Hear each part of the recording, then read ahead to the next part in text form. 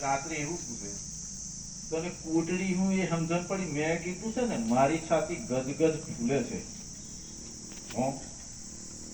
એવું બોલેલા તું આજકાલનો છોરો મેં કીધું તમે ઓફિસર છો ફોજદાર ને તમે બે જણ તમને ઇતિહાસ ખબર નથી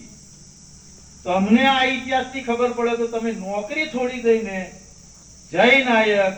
જય રૂપસિંહ જય જોરિયા પરમેશ્વર આ કહેતા તમે થાઓ પણ તમને આ ઇતિહાસની ખબર નથી તમે સરકારી નોકર છો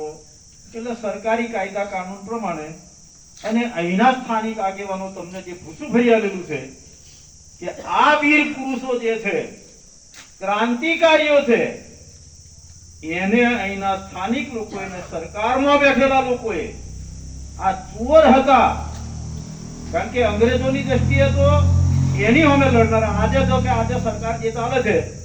એ સરકારની સામે આપણે આપણા સમાજના ભલા માટે જો આવેદન પત્ર આલીએ અને રેલી કરીએ કે આંદોલન કરીએ તો આપણને શું કરે અત્યારની પોલીસ તમે અત્યારે બેઠા છો બધા ભણેલા ગણેલા લોકો છો આગેવાનો છો બધા તમે કલ્પના કરો શું કરે તમને પૂરદે અને પૂરદે એટલે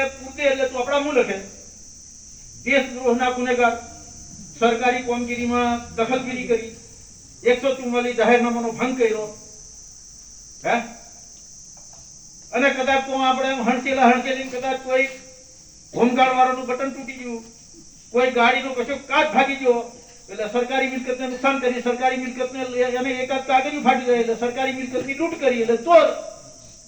ચોરીની કલમ લખે તો એમ એ જમાનામાં પણ આ દેશના ભલા માટે 1847 પહેલા દેશી રજવાડાઓ સામે અને એ દેશી રજવાડાઓના સરકાર જે અંગ્રેજ સલ્તનત છે એની સામે જે લડનારા લોકો હતા ને એની સામે જાહેરનામાનો ભંગ ચોરી લૂંટ અને બ્રિટિશ તાજની સામેનો હુમલો બ્રિટિશ તાજની સામેની લડાઈ આ કલમો છે તો 1900 દેશ આઝાદ થયો આઝાદ કેવો હવે ધારો કે આપણે દેશની આઝાદી માટે જે લડ્યા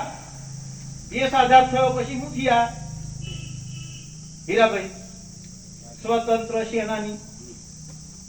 અમારે તો એનો દાખલો ખરેખર સુંદર સાહેબ ને આ કહે છે હીરાભાઈ એને કીધું આપણે શું ગુમાવ્યું પણ ગુમાવ્યું એની પાછળનો ભૈજીભાઈ વારસદારો 3 છોકરાઓ મને મળ્યા 2 કલાક એમની સાથે મેં ચર્ચા કરી મેં કહ્યું આપણો સમાજ છે નાયક સમાજ ને ભારિયા સમાજ ઘણો મોટો એક જણો બારવારો જો નાખ્યા લે ને તે આપણો વારો મોની જાય પણ આપણો વારો કો વાતો સાચી કે મોને મારી વાત સાંભળો હવે તમે વિચાર કરો 1982 માં મને કોટલી બેહાડી દીધા તે 2-4 સરપંચોને તમારા ભાઈયા ને રાખવા સુરો છે બીજા તાલુકાનો નાવીન હારમાં એક જ નંબર તે પેલા સરપંચો નાઠા હીરાભાઈ એ સરપંચોનું નામ અત્યારે પણ મારે નહીં કહેવું જોઈએ પણ નામ કરતે પાછું એને હારો અમને રાજા ધારાસભ્યથી કોઈ ખપકાર લાવ્યો એટલે મેં છે ને ધારાસભ્યથી તેનો આ નોમો લેવાનું બંધ કરી દીધું મેં એટલે પેલો જાહેરમાં નોમો લેતેલો જ ને અહીં ડોંકુપડા કિલ્લા હવે મેં ભાષણ કર્યું એટલે ફલોનો નાખેલો ઢીકણો કરેલું ઓમ કરેલું પેલો અંદર ત્યાં ઓગળી બધા કરેલો હોય તું તે દાડે શું કહેવા આવેલો ફલોનું કરેલું તે દાડે પણ હાલ નહીં કહેવાય મારે કારણ કે મેં મોટો માણસ બની ગયો રાજને એટલે અમુક નોમ નહીં મારતી દેવાય મારી મર્યાદા છે